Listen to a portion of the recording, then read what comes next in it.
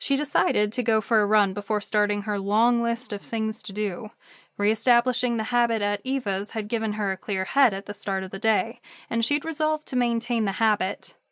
Kearney Woods wasn't far, 20 acres of trees and bushes with paths for dog walkers, joggers, and cyclists designed for residents from the nearby exclusive suburbs. She pulled into a parking space at a less frequented entrance to the woods. She could have chosen the regular access nearer town, but she'd have had to park in St. Raphael's car park.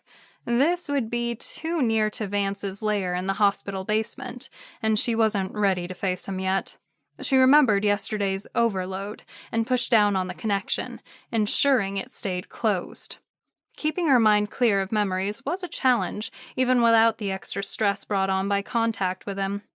Becoming reacquainted with the familiar sights, sounds, and smells of the town she'd grown up in was enough for the moment. She'd get around to Vance when she was good and ready. She stretched, although she was positive her muscles no longer needed the warm-up, and entered the woods. Ground mist swirled through the aspen and spruce trunks. By the time she'd run her 5th lap, passing the odd dog walker and fellow runner, the kinks and anxieties about returning to Orleton had eased. She wondered if she could manage to run all day. How far could she push this hybrid body? What were its limits? An idea flickered. Perhaps she'd take up a martial art like judo or karate. Didn't the high school run a course in something in the evening? She giggled aloud. Who did she think she'd turned into? Wonder Woman? Stopping to get her bearings, she realized she'd been too absorbed in her own thoughts and had taken a wrong turn, ending up adjacent to the hospital car park. Checking her watch, she realized she'd stayed longer than she intended. The new kitchen was scheduled to arrive this morning. As she turned to retrace her steps, a flash of red caught her eyes. Bending and moving aside branches from a low bush at the edge of the track, she peered into the undergrowth. For a second, she thought the young woman was asleep.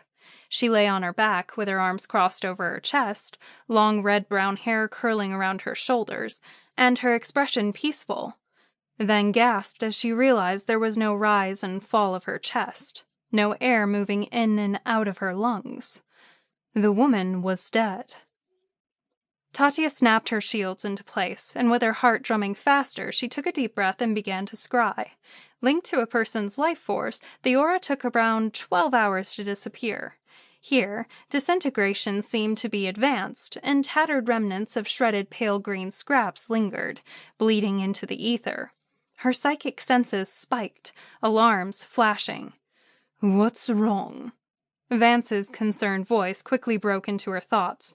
"Nothing," she snapped, startled by the suddenness of his intrusion. "Tatia, do you need me?" She softened. Pushing him away was instinct.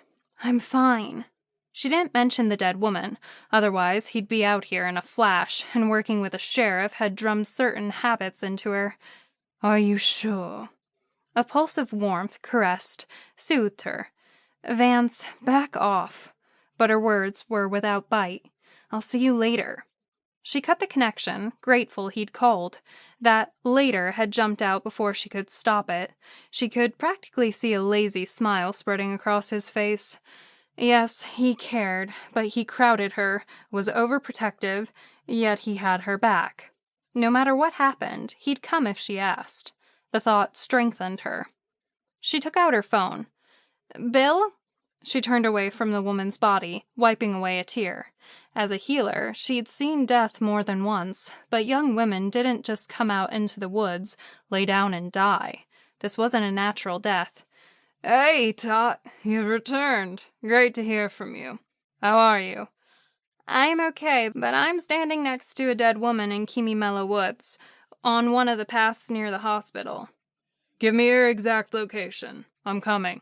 Don't move." To keep listening to this audiobook, I've left you a link in the description so you can do it, at no cost thanks to Audible's 30-day free trial.